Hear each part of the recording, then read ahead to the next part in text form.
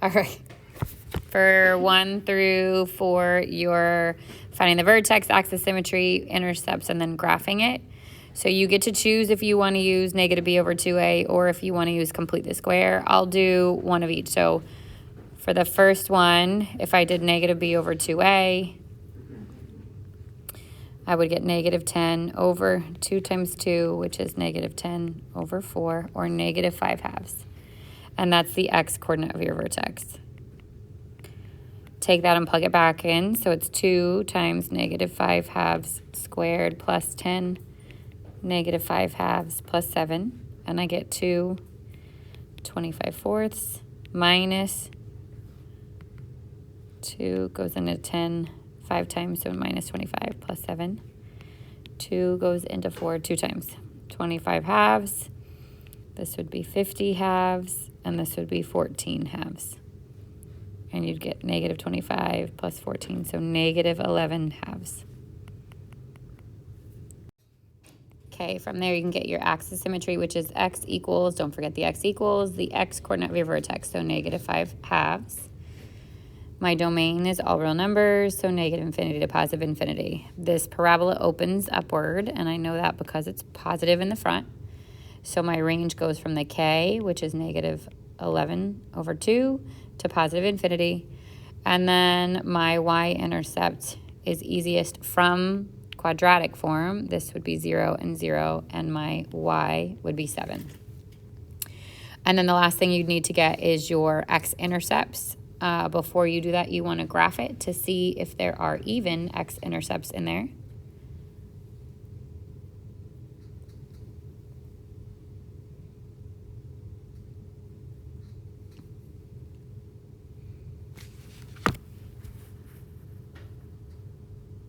And I'm spinning.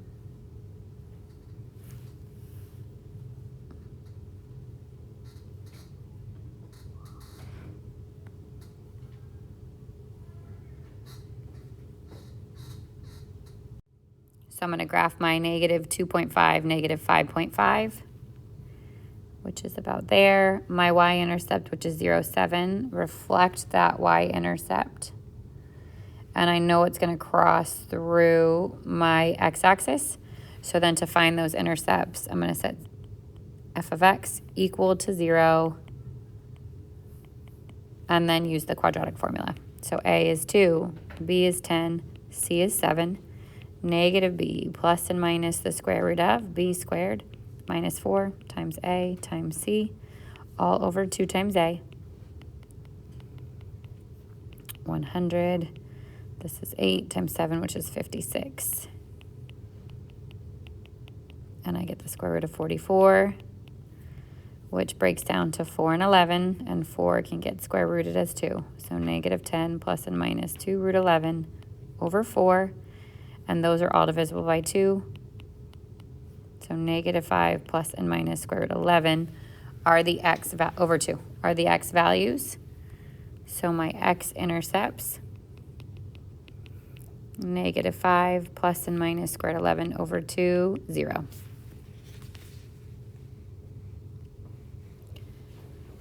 For 2, it's in standard form. So I'm just going to pull the vertex out of it by changing what follows the x. So positive 5 and keep the 8. My axis of symmetry is x equals 5. My domain, negative infinity to positive infinity. My range, this points up again. So 8 to positive infinity. Now to find the y-intercept, I can't just grab the 8. I have to plug 0 in. So 2, 0 plus 5 squared plus 8. 2, 5 squared plus 8, 2 times 25, which is 50 plus 8, or 58. And then I can graph it as is so that I can see if there are x-intercepts.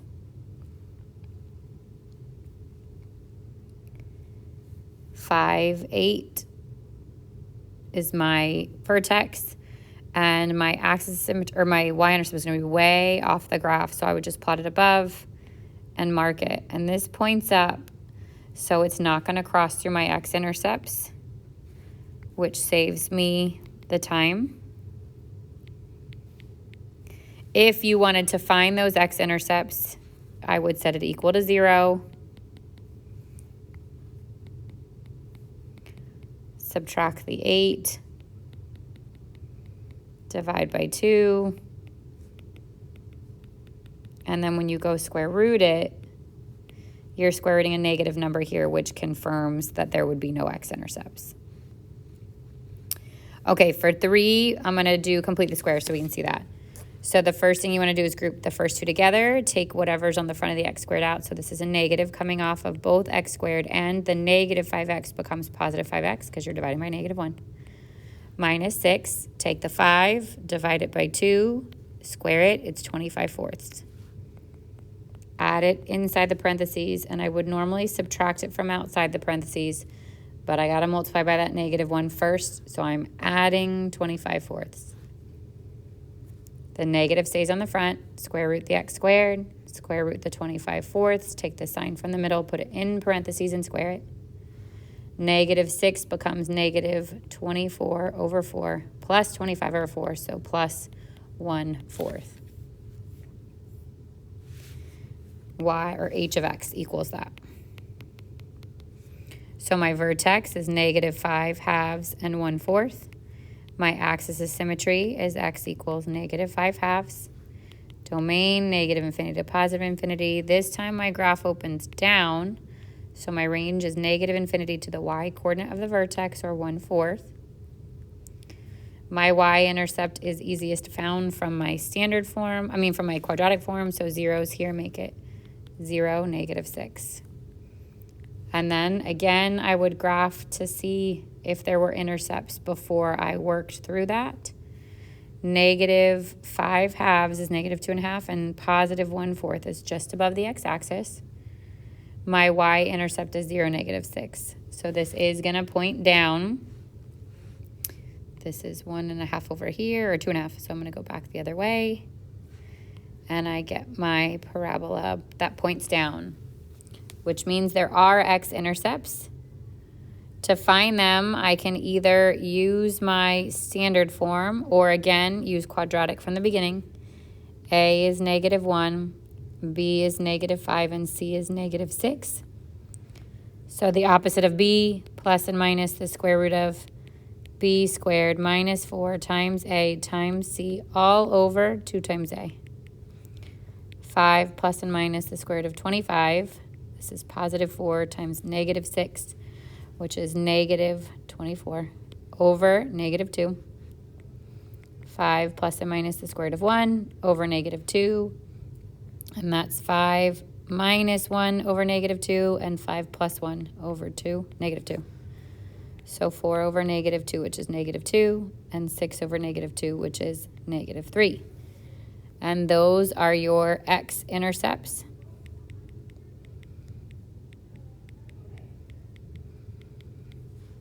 So that means there and there it would have crossed the axis. This also would have been factorable, so obviously that would have been fast if I also just took my original equation and factored it, but they won't all be factorable, if at all. Okay, 4, back to standard form. Vertex is negative 3, 8. Axis of symmetry is x equals negative 3. Domain, all real numbers. This points down, so range, negative infinity to 8. Y-intercept, I have to plug 0 in for x.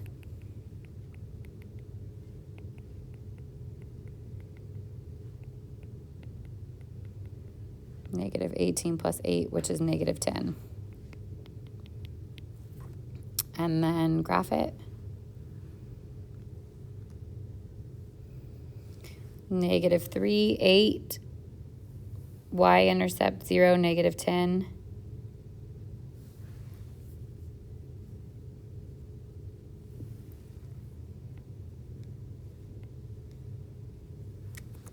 X-intercepts, this time I'm going to use the standard form.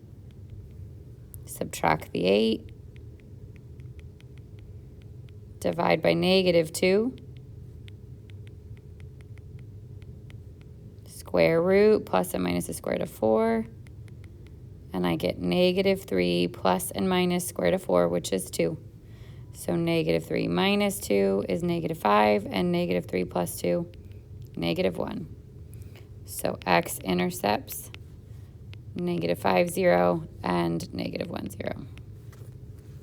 Here and here.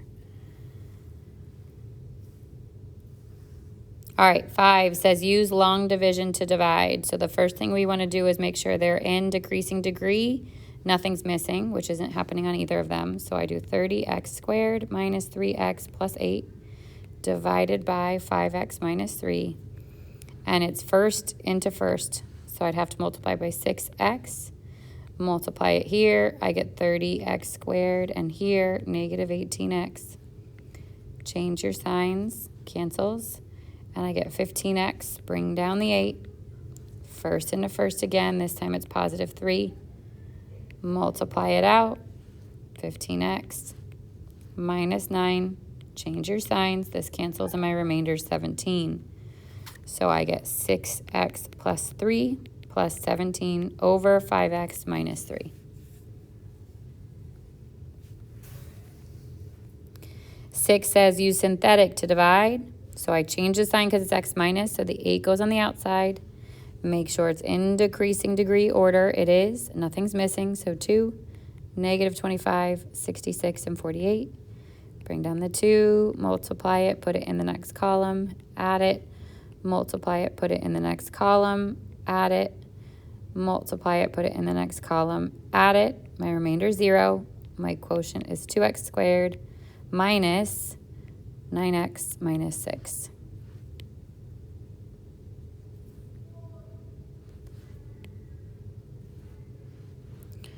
Seven says use the remainder theorem to find the value. So for these, we take what's inside the parentheses, put it on the outside. Divide using synthetic, so make sure it's in decreasing degree order, nothing's missing. Bring down the 1, multiply it, put it in the next column, add it. Multiply it, put it in the next column, add it.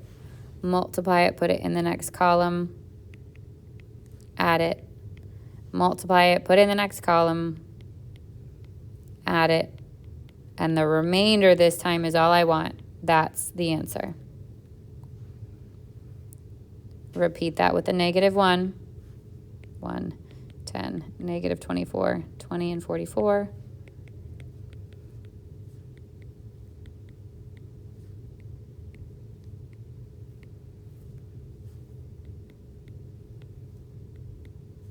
And negative 9 is my answer. Okay, numbers 8 and 9 both say to use synthetic to show the number given is a solution, and we would do that using synthetic and showing the remainder is 0, and then solve the rest by factoring. So I'm going to put the 5 on the outside. I get 1, 3, negative 28, negative 60. Nothing's missing, and it's already in order. Bring down the 1. Add it. And my remainder should be 0. If it's not, we did something wrong. The 12 is the constant. The 8 gets the x. The 1 gets the x squared. So this is x squared plus 8x plus 12. And then I want to factor that. Factors of 12 that sum to 8 are 2 and 6. Split and solve. And I get x equals negative 2 and x equals negative 6. So the zeros, and there are 3 of them, is the 5 that they gave me, the negative 6, the negative 2.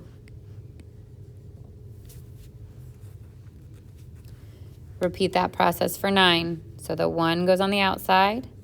1, negative 10, 17, and negative 8. Bring down the 1. Remainder 0.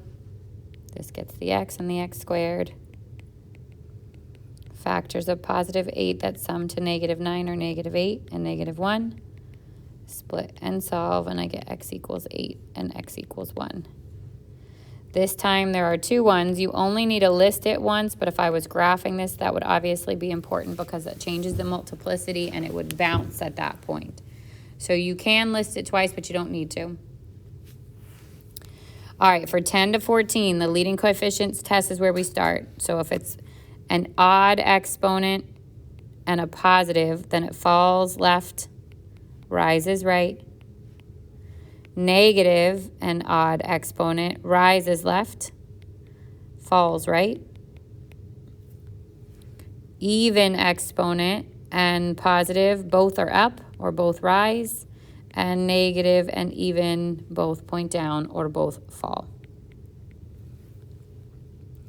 Then to find the zeros, we're going to set it equal to 0, factor and solve. Multiplicity is the number of times the solution appears. If it's even, it bounces. Odd crosses through. And the y-intercept, plug 0 in for x. So for 10, in decreasing degree order, highest exponent is odd and it's positive, so this is going to fall left, rise right.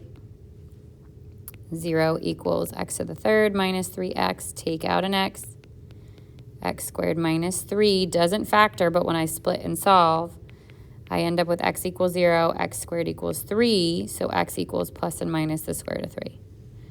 So there are 3 answers, negative 3, 0, and positive root 3, negative root 3.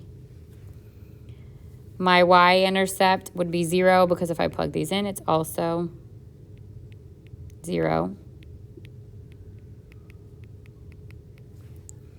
So I'm going to pull in the graph. 0 is one of them, and then root 3 is like a 1.7 or 1.8. So there's a negative 1 and a positive 1. My arrows fall left, rise right, and it's crossing through each one of these. But before I can figure out how high or low to go, I'm going to plug in the values of x in between them. So first I'm going to plug in negative 1, and then I'm going to plug in positive 1. Negative 1 to the third minus 3 times negative 1 would be negative 1 plus 3, or 2. So negative 1, 2. And then 1 to the third minus 3 times 1 is 1 minus 3, which is negative 2. Now I know how high and low to make that curve. Number 11, same end behavior, falls left, rises right. Take out an x squared this time, and I get x minus 8.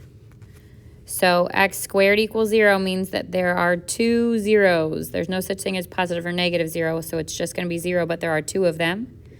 And x minus 8 equals 0 gives you 8. Again, my y-intercept is going to be 0. So I have 0 and I have 8. It's going to fall left, rise right. Now it bounces off the 0, so it's going to come down and come back up again, and I don't know exactly how low, but you want to plug in a point. So somewhere in the middle-ish, if I plugged in, let's say, 4, I'd get 4 to the third minus 8 times 4 squared, 64 minus 8 times 16, 64 minus 128, which is negative 64. So all the way down off my graph, so I'm just going to do for negative 64 and plot it. This graph's going to come down and come back up again.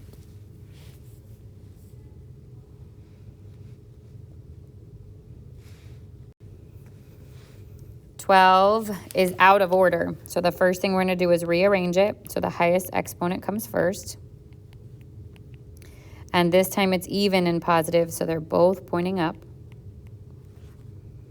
When I factor, I get x squared and x squared. Factors of negative 9 that sum to 8 would be minus 9 and plus 1.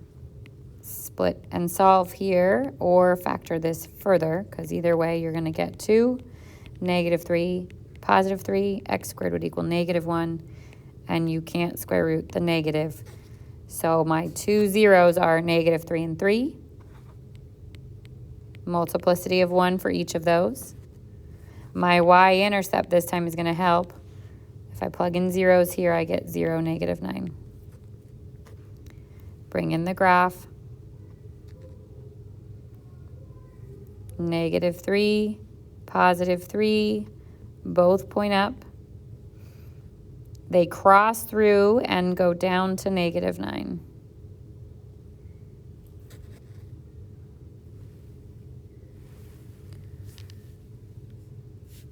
Looking at 13, it's already mostly factored for us. We do have to figure out what the highest exponent is. So I've got an x to the second, and then this expanded would also produce an x to the second. That would give me an x to the fourth, and then a positive on the front. So both are pointing up again. The x squared minus 1 can actually get factored in x plus 1 and x minus 1. And then this would be x plus 3 and x plus 3 again. So my zeros are -1 with a multiplicity of 1, +1, multiplicity of 1, -3, and that one happens twice. So it's going to bounce at -3. To find my y-intercept, I'm going to have to plug 0 in for x. So 4 times 0 squared minus 1 times 0 plus 3 squared. -4 times 9 is -36. So -1, +1, -3, and again, it's going to bounce at -3. They both point up. So it's going to bounce off of here, come up, come back, cross through, come all the way down to -36, and come back up again. And then to figure out how high it's going to come in between here, I'm going to have to plot a point. So if I plug in that -2 this time, -2 squared minus 1, -2 plus 3 squared, I get 4, 4 minus 1, which is 12. So my coordinate point is going to go all the way up -2, 12. And then come back down.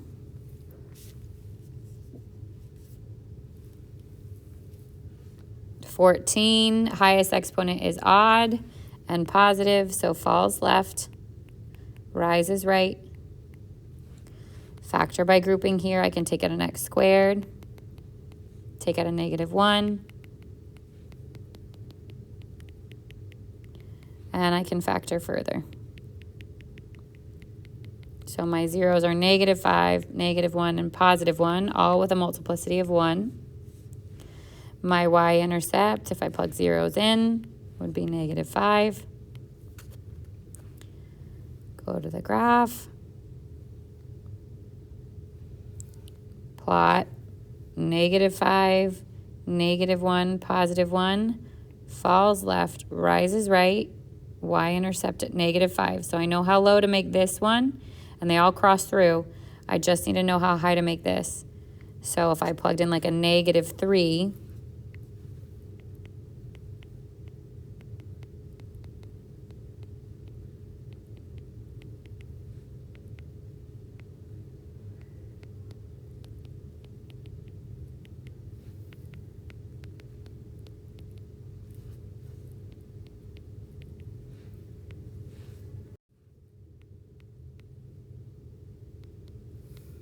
I get 16. So -3, 16 is going to be all the way off my graph.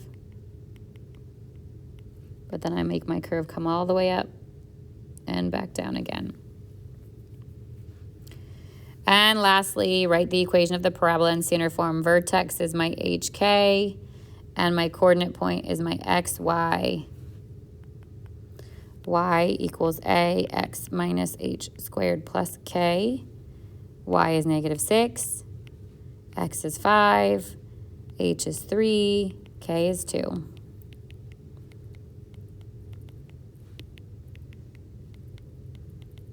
Subtract the 2. Divide by 4.